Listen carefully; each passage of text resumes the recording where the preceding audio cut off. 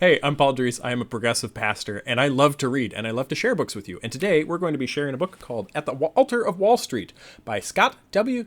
Gustafson. This was recommended to me by a few friends of mine, and I never got the chance to read it in seminary, so here we are. The way that I'm structuring these book reviews, I'm going to go over 3 ideas that I've gathered from it, and then do 1 critique, and then talk about how this has kind of changed the way that I think. The first idea that I'm bringing to you from this book is that the barter economy that people would trade, like, oh, I'll give you 1 horse for 3 dogs or whatever, that is a myth. Gustafson asserts that this is entirely fabricated, and he quotes someone who says, he quotes the author Caroline Humphrey, who says, "No example of a barter economy, pure and simple, has ever been described, let alone the emergence from it of money. All available ethnography suggests that there has never been such a thing." So he's basically saying this idea that bartering as an economy never really was a thing. So people might say, like, well, what the heck did people do instead when they had goods or needed services? We see some contemporary examples of this actually in the Squamish culture of gift giving. These are native groups that are living kind of in the British Columbia area, and there are these big things called potlatches where everybody is coming and bringing together gifts for each other. And this backs my experience. I've certainly lived in areas where we weren't exchanging currency. When I was a guide up in the Boundary Waters, I encountered a fellow guide. She needed toilet paper. I needed white gas, which was what we used to fuel our stoves, and we just exchanged them. Now, on its face, that might look like bartering, but I wasn't continuing to do this. This was just, I had a need and she had a need. And this was sort of a mutual gift giving, if that makes more sense. There's no exchange rate that was being set. What Gustafson was getting at is that these people who are exchanging items or services, they're doing so because they have a basis in relationship with each other, not because there is any inherent value of one thing or the other service. The second idea that I'm covering from Gustafson is covered on page 114. In other words, morality emerges when the commodification of food demands that a distinction be made between those who merit food and those who do not. And morality begins when that distinction is made. He's basically saying that morality begins when we have excess food and we start trying to determine who deserves food and who does not deserve food.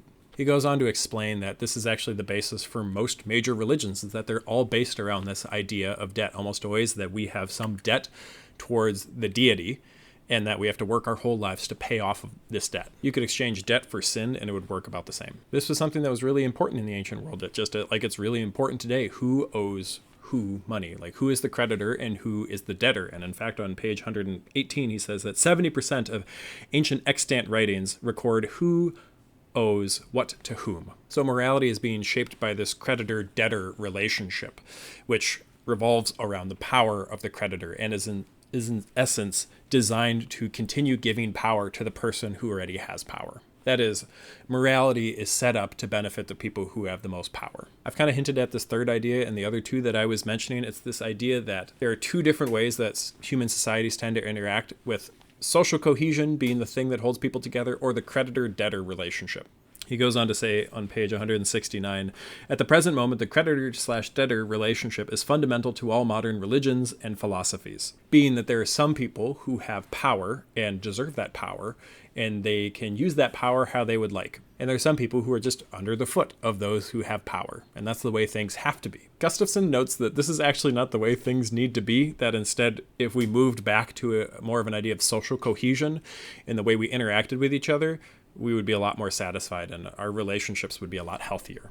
The creditor-debtor relationship, that almost everything in our modern economy is built around this idea of one party essentially holding power over the other party. That debt is the basis of all relationships in capitalism. There's a ton more ideas that I'll talk about in a little bit. I wanted to get to my critique of the book. Scott Gustafson was a Lutheran pastor and was a seminary professor within the ELCA, the denomination that I am a part of, but he talks almost nothing. He almost never mentions grace at all in this book. Grace, for those of you that are unfamiliar, is the idea that God is freely giving salvation to us, that it is not something that we earn, it's rather just a gift from God. That idea of grace is essential to our Lutheran identity, and Gustafson is Lutheran, but he doesn't really mention it at all in this book. I think that's partially because it would undermine his points he's making about religion being based around debt if he says all religions are based around debt, and then there's the Lutherans who have this idea that grace abounds and that God is more merciful than we can imagine. But to me, that feels like just a real miss when he is talking about the ways that religions form.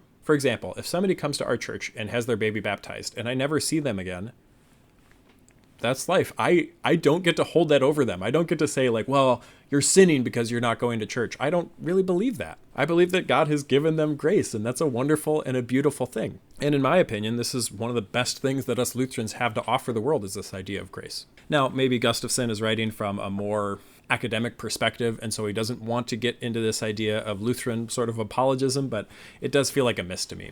So how has my thinking changed since reading this book? Well, first, I didn't realize that the barter myth was in fact a myth. I thought that was in fact just the way that capitalism developed, that we started by bartering and then we got into coins.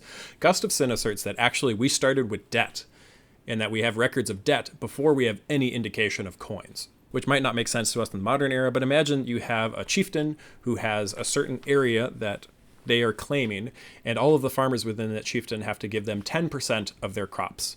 And maybe one farmer can't that particular year, and so it's tabulated somewhere, oh, Farmer Jones owes this chieftain this amount of grain. So that idea, the idea of debt, actually predates the idea of money, which was mind-boggling to me. It makes a ton of sense, yes, but it was also something I hadn't really heard before. Another thing is I didn't really realize how much of economics is really similar to religion. And you start to notice this as soon as you start to pay attention to any of those kind of talking financial shows.